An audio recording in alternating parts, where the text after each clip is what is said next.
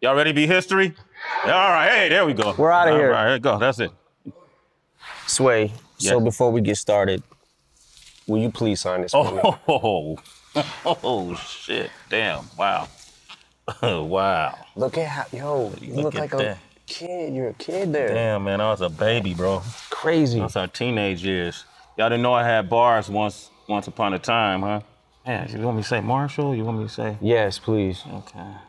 That's M-A-R. That's H-A-L-L.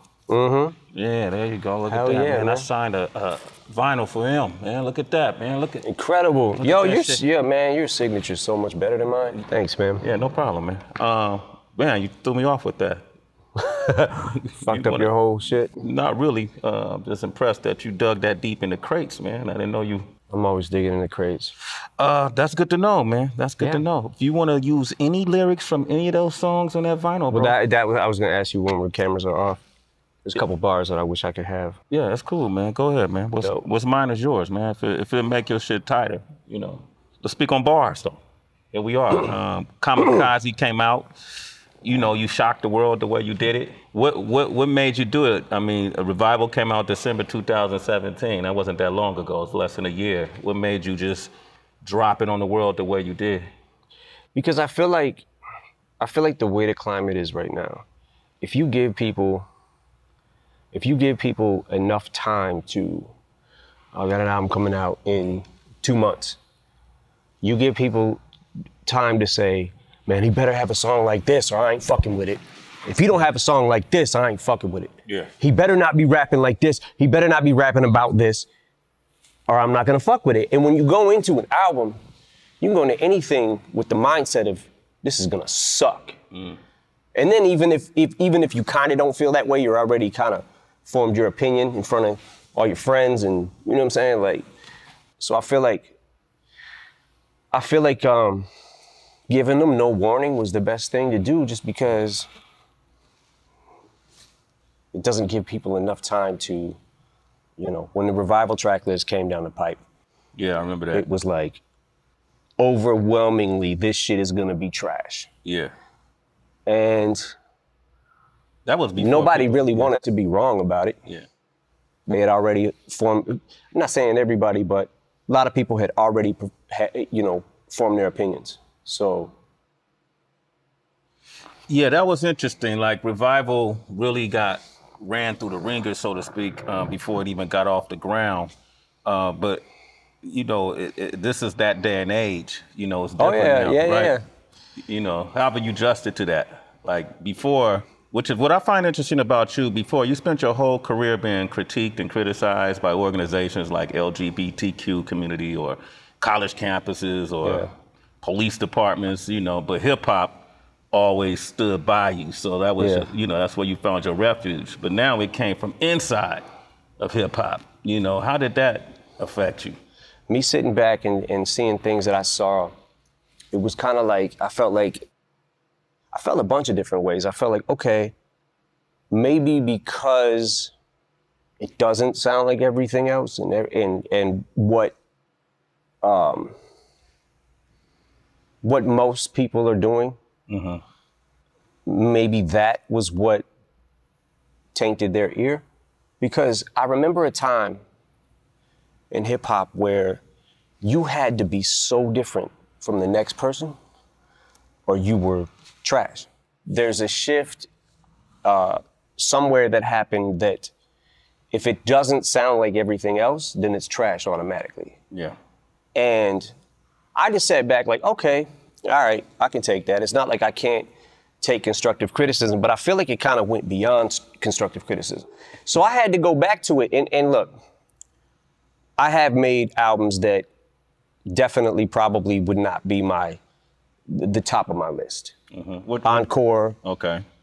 Relapse, which I believe Encore is a better album than Relapse. Relapse is something that I looked at in a couple of years, went back to and cringed at. I was like, oh, Jesus Christ, I didn't even realize I was doing that many accents. I just started, for whatever reason, I just got into it and was just like, started on this weird serial killer vibe kind of thing. Yeah.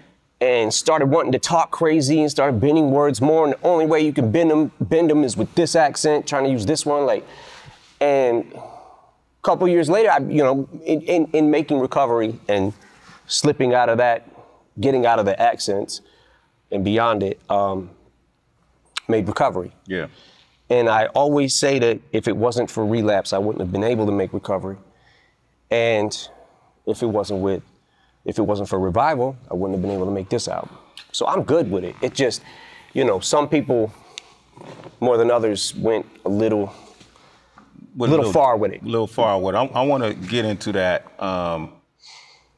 too. And I almost, when I listen to Kamikaze and I hear some people say, man, that's the vintage M we wanted. We wanted Shady back, right?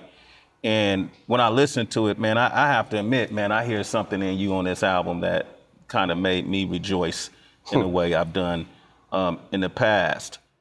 I like the fact that you're not running from the criticism. I like the fact that in this digital age, you're not, cowering and then reforming to what people think you should sound like or how people think you should act, and you're calling it out. And I actually like some of these review shows that you see on YouTube, and they take people's music and they have fun with it. I look at these kids, and I see us when we were young. I see myself when I was younger before YouTube, and we'll go through a G-Rap album and, oh, this was dope, that was dope. A Far Side album, this was dope. They just kind of doing that, right? And you address them. So you're that in tuned, like in the beginning of The Ringer, when you talk about if you critique me, you can make millions. If I critique you, there's nothing I really. Yeah, it gets into the territory where it's like you got, okay, so since the internet has become what the internet's become, and since YouTube and all that, you've got so many, how can I say this? It's almost like not enough Indians, too many chiefs.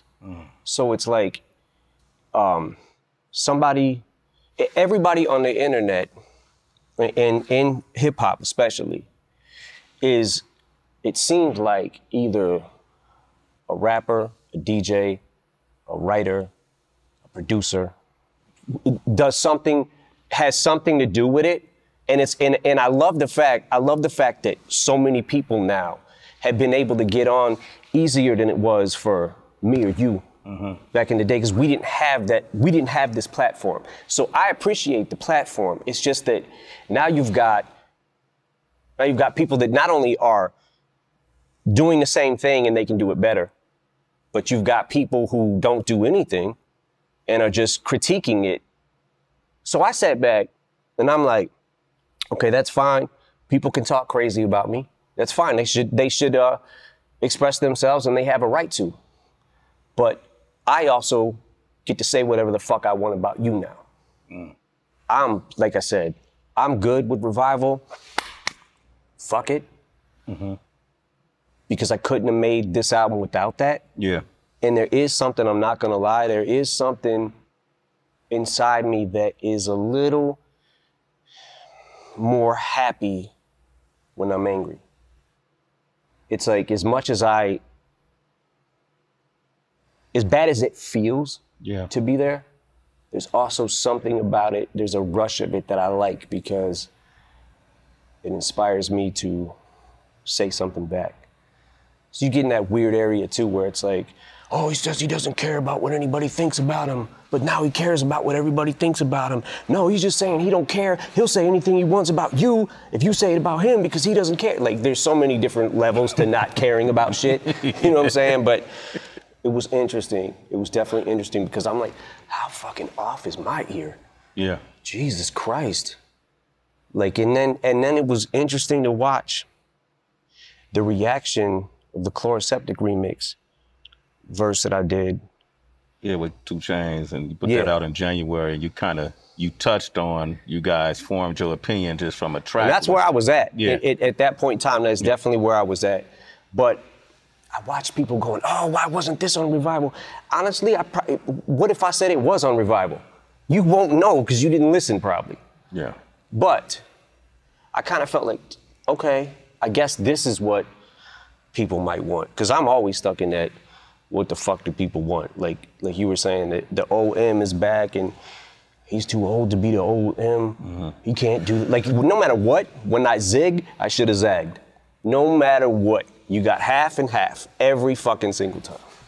You kind of say that. You allude to it in one of the songs where you said that you set the bar so high that, you know, at this point, you know, everything's considered a failure. Like you're almost competing with yourself. Yeah. And you touch on it a lot in every song. Well, not every song, but majority of songs you touch on it, I appreciate.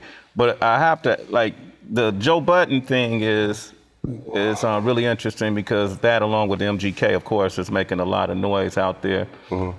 And it throws a lot of folks off. When Joe first started commenting, it was mixed reactions. Some people said it was disloyal. Some people said, man, he's entitled to his opinion. Mm-hmm. I would assume that obviously it got under your skin, considering the relationship you've had with him with Slaughterhouse. Yeah. How do you describe your relationship with Joe Budden? You went in on MGK. You guys had a discrepancy. You know, you go down the fucking wormhole of YouTube and whatever, right? So I see Machine Gun Kelly talks about Eminem's daughter, whatever, right? So what the fuck? Click on it. Like, yo, why is he? Then he starts doing a press run, basically, about Haley. I'm like, what the fuck? Yo, my man better chill, right? So that's not why I dissed him. The reason I dissed him is actually a lot more petty than that. Now I'm in this fucking weird thing because I'm like, I gotta answer this motherfucker.